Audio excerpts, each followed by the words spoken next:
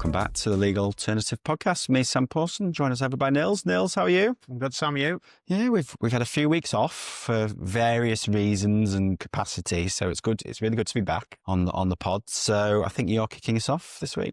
I am. Two practical changes. Yeah.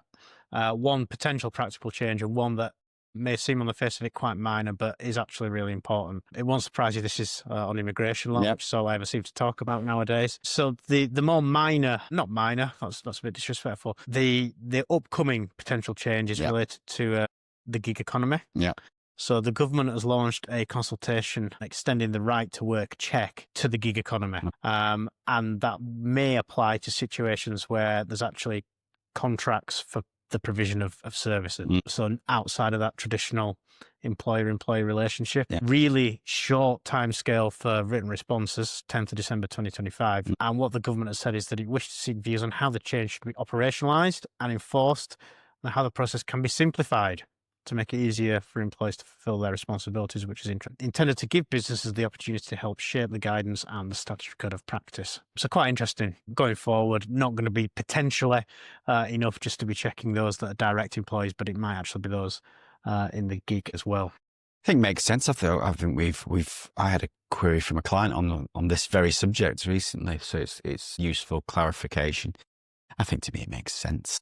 Whether we'll come to in future podcasts, we've talked about workers' rights and defining who's a worker, and I still think the laws, is whether it's clear at the moment, I think there's still some appetite to change. So again, I think it makes sense where the law is at the moment for those changes to take force, and if we have then subsequent changes, they may mean that is superfluous, but sensible thing for me. Yeah, absolutely. Another really important practical change, Home Office has confirmed that what are called entry clearance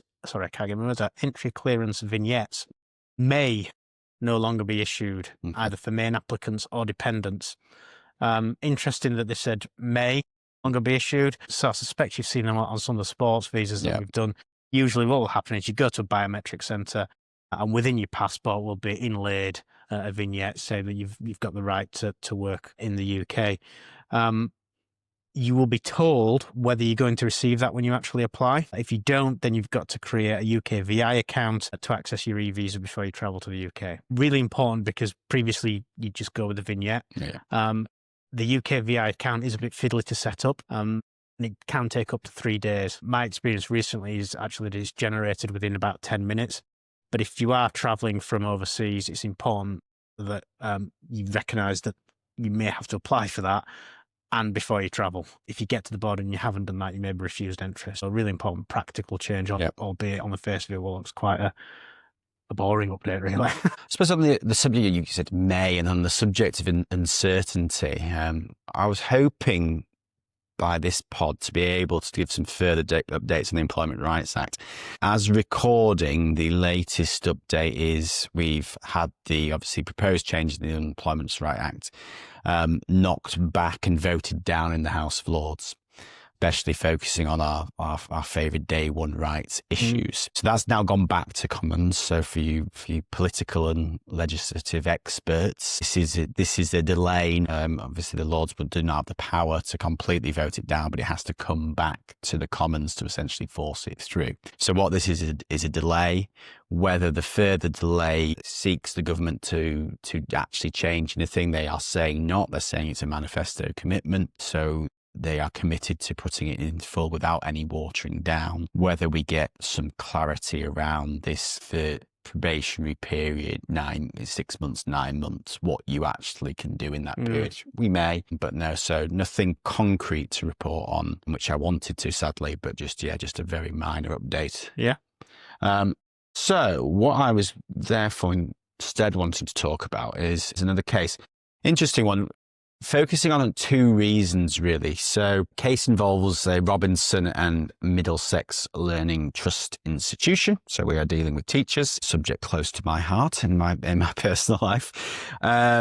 We are dealing with a disability harassment case, but the reason I wanted to talk about it was for 2 reasons, because it actually involves a teacher on a fixed term contract. And I, in practice, run into lots of issues with expiries of fixed terms when there are issues. And this case is quite helpful on to deal with two issues. Really brief factual background for you, Nils, as I say, involves a teacher, Miss Robinson, employed by Middlesex Learning Trust Institute. We're going back to COVID, October 2020. Miss Robinson took a period of leave after contracting COVID-19, and then there was some further absences as a result of sciatica.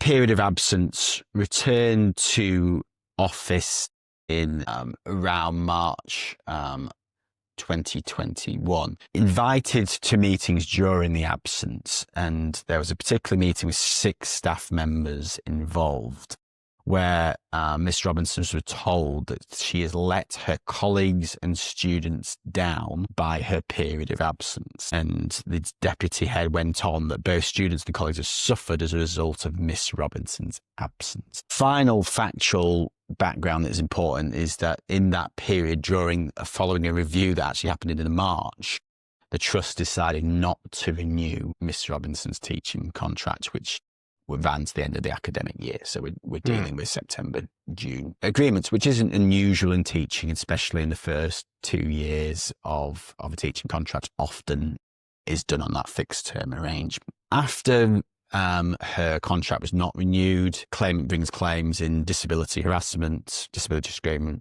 and a failure to make reasonable adjustments. So this is someone with less than 2 years of service. So we're not bringing unfair dismissal claims. The judge held that the comments directed at the claimant were unsympathetic, unnecessary, and had, critically, the definition of harassment, the effect of violating the claimant's dignity and creating a hostile or offensive environment. So we are seeing a case, again, that turns on comments that people at the time may have not thought were offensive, but clearly that lack of sympathy for what was a genuine medical condition was found by the judge to amount to harassment.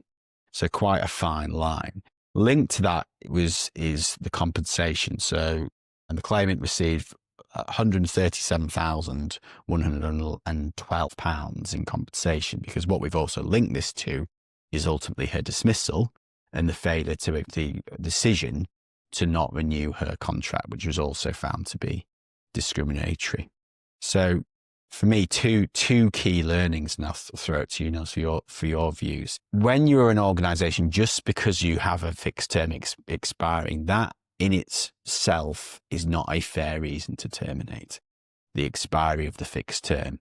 If that is connected to, in this case, disability discrimination, that dismissal itself can be found to be discriminatory. And what we're therefore seeing is quite high levels of compensation flowing from a teacher who's been employed less than 2 years and has had a 6-month absence in that period. Quite for the trust, obviously quite serious consequences of that.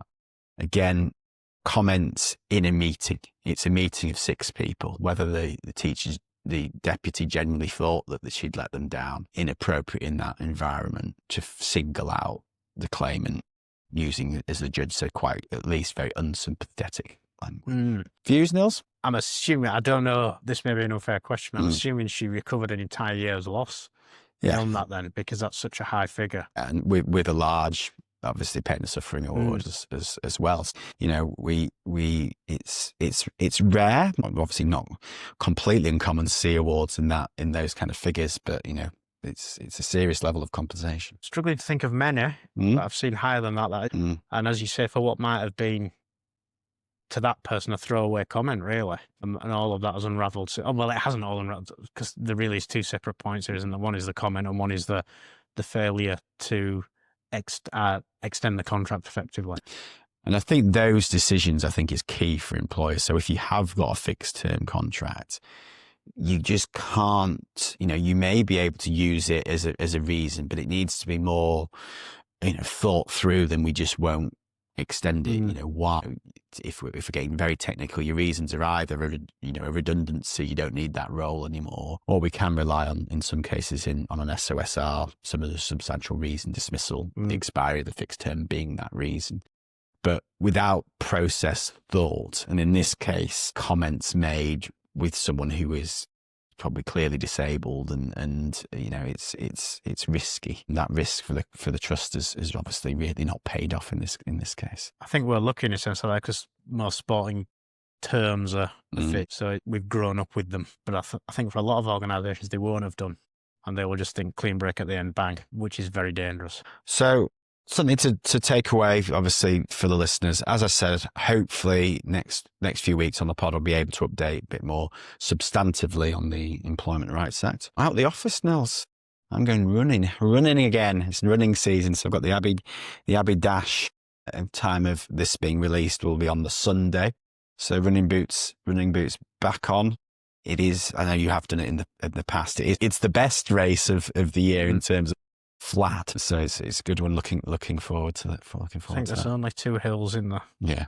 Just before the Abbey. Just before the Abbey, then you go down, and then a nice flat one. So always great atmosphere, perfect November, perfect running weather, and that shouldn't be, you know, bit colder. So yeah, looking forward to that. Mock tribunal coming up as well. So I think we are just about full. We'll have 200 guests at Weetwood Hall, and obviously report back on the pod on that. Anything for you to update, or am I hogging all the updates this week? Well, I was just thinking, I've got a half marathon in Malaga, and I haven't done any training in December, so I could have done with doing the Abbey Dash. We'll see. If we can get anywhere near, I'll be pleased. Yeah, it's a really good one. And it's been great to be back, Nils. We'll be back regularly from now on. And it's goodbye from me. And from me.